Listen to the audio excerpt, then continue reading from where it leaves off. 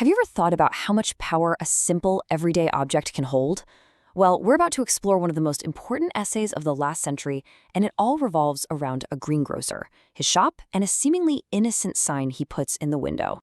This whole scene comes from the mind of Václav Havel, the Czech writer who would later become president. So, you've got this greengrocer. He puts up a standard political slogan. You've probably seen things like this a million times. But Havel argues this one little act, well, it's the key that unlocks an entire system of control. And that's the big question, right? Why? Is this guy a die-hard communist, passionate about the global proletariat while he's weighing out potatoes? Or is there something else going on here? Something much, much deeper about the world he's living in?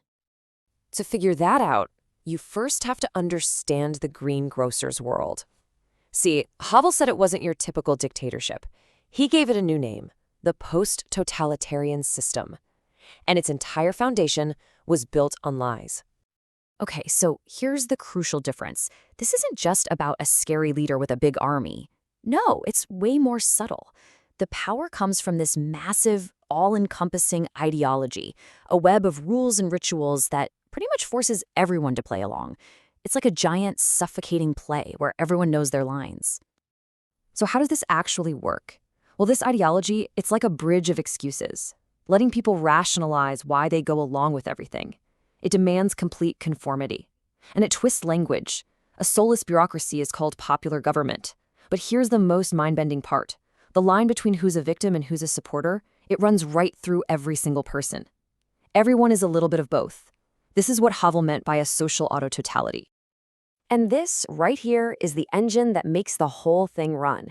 You don't actually have to believe the lie.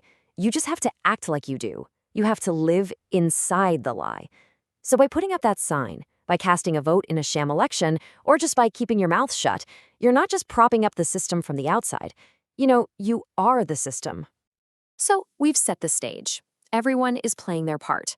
But what happens if one day our greengrocer wakes up and just decides he's done playing? What happens when one person, just one, says no? So he just stops. He doesn't make a big speech. He doesn't start a protest. He just doesn't put the sign in the window.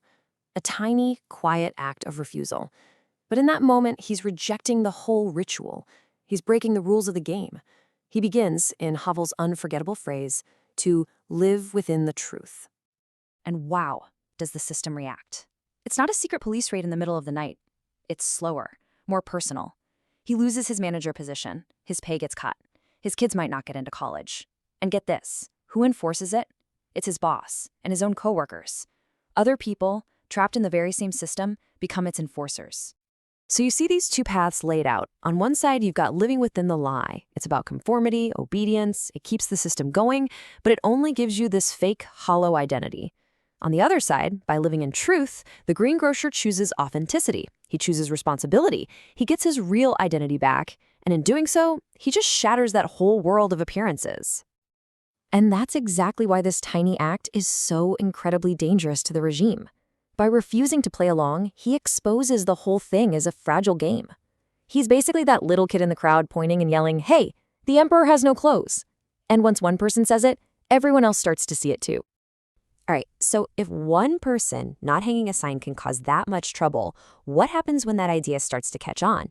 This is where Havel shows us how a simple personal choice can turn into a powerful political weapon. Havel's metaphor here is just incredible. He calls living in truth a bacteriological weapon. Think about that. It's invisible, it's infectious, and under the right conditions, a single person can use it to completely disarm a system built on force and lies. It doesn't fight with guns, it fights by changing how people see the world. And listen, this isn't just some fancy academic theory. This stuff worked in the real world. Just look at this quote from Zbigniew Bujak, who was a leader in Poland's solidarity movement. He said Havel's essay gave them the blueprint for their resistance. It made them realize their small acts of telling the truth actually mattered. It made them realize they could make the powerful afraid. So as more people start to live in truth, something amazing happens. These parallel structures begin to form. Think of them as bubbles of freedom. They're independent communities, underground rock bands, secret book clubs, makeshift universities, all creating a real, authentic life, right there in the shadow of the fake official one. Okay, so this was all written back in 1978. Communist Czechoslovakia, a totally different time and place, right? Or is it? Do these ideas about conformity and social pressure still mean anything for us today? It's a really interesting question to ask ourselves, isn't it?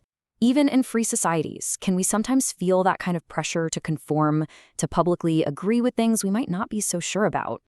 Well, some modern analyses argue yes, we can. The Ethics and Culture blog, for example, draws a parallel, suggesting a kind of modern social auto-totality. The idea here is that it's not a government forcing the norms, but other regular people through social media and commercial pressure. The analysis points to a growing demand for very active, very public agreement on certain issues, making it tough to just stay neutral. It's certainly a compelling way to look at some of our own social dynamics. So after all of this, where does that leave us? What was Havel's ultimate point? Well, it wasn't about politics, not really. It was about something much more fundamental. For Havel, you just couldn't fix a broken society by slapping a new political system on top of it. He was convinced that any real, lasting change had to start from the ground up. It had to come from a deep, moral, and personal shift inside people themselves. And that brings us to his final, incredible insight. A better system doesn't automatically create a better life. It's actually the other way around. Only by individuals choosing to create a better life, an honest life, a life in truth, can a better system ever hope to emerge. The power of the powerless, it turns out, doesn't start with a protest. It starts with a quiet, courageous choice in the heart. It starts with the greengrocer deciding, just for today, not to hang that sign.